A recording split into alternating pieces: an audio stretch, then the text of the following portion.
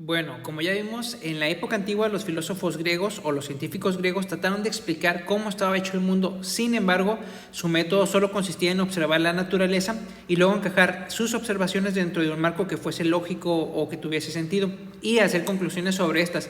Pero la gran diferencia era que no las comprobaban o no las experimentaban en la mayoría de las veces, hasta que Galileo Galilei, un científico muy importante italiano del siglo XVI, expresó públicamente que el conocimiento debería de basarse no solamente en la observación, sino también en la experimentación y en la recopilación de pruebas objetivas como las pruebas matemáticas, etc., para probar la veracidad de las ideas o las hipótesis. Con ello nació lo que es el método científico.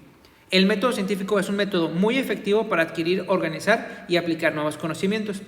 El método científico puede dividirse en algunos pasos, aunque estos no son como un tipo de receta de cocina que si lo sigues te vayan a salir. Sin embargo, estos pasos se encuentran en la forma en que la mayoría de los científicos realizan su trabajo.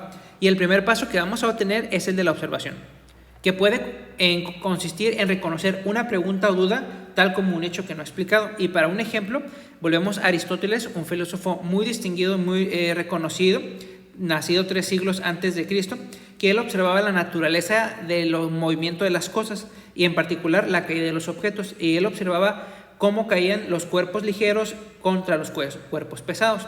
El paso número 2 del método científico es la hipótesis, que significa hacer una suposición, una explicación acerca del hecho que estamos estudiando. Evidentemente, lógicamente, puede ser cierto o no. Y Aristóteles hacía esta hipótesis, esta explicación, decía que los cuerpos más pesados llegarán al suelo antes que los ligeros. Es decir, los cuerpos que tienen más pesados caen más rápido que los cuerpos más ligeros. Sin embargo, hasta aquí se quedó esta idea y duró por casi 2000 años, casi se aceptó esta idea.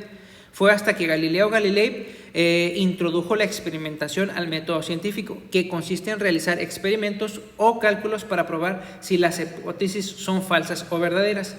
Total que Galileo en la Torre de Pisa, en Italia, que era el campanario de la catedral en Italia, arrojaba varios objetos al suelo desde esta torre que está inclinada y veía cómo caían al mismo tiempo sin considerar las masas o sin considerar que eran unos pesados más que otros. Por lo que esto lo llevó al cuarto punto del método científico, que era la ley o es un principio, y se establece cuando la hipótesis de un fenómeno llega a comprobarse a través de la experimentación. Esto es muy importante. Es decir, que para un mismo hecho siempre se tienen los mismos resultados. En algunos casos, cuando las leyes o principios obtenidos pueden enunciarse en forma o en una expresión matemática.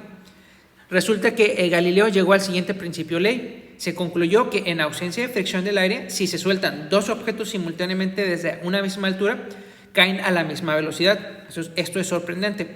Por lo tanto, llegan al mismo tiempo a la superficie sin importar si uno tiene mayor masa que otro. Es decir, no importa los pesos que tengan los objetos, al soltarlos, sin considerar la fricción del aire, llegan al suelo al mismo tiempo.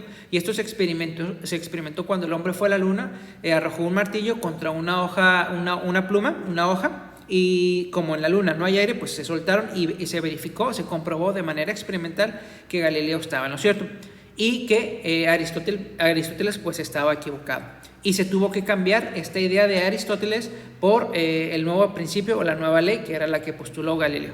Y el punto número 5, que no es del método científico, pero que es resultado, es consecuencia de aplicar los otros 4, que dice que es cuando no es posible comprobar una idea o una hipótesis mediante la experimentación, pero esta sirve como base para explicar otros fenómenos sin contradecirse con alguna otra ley o principio ya establecido que se establece. Se presenta una teoría.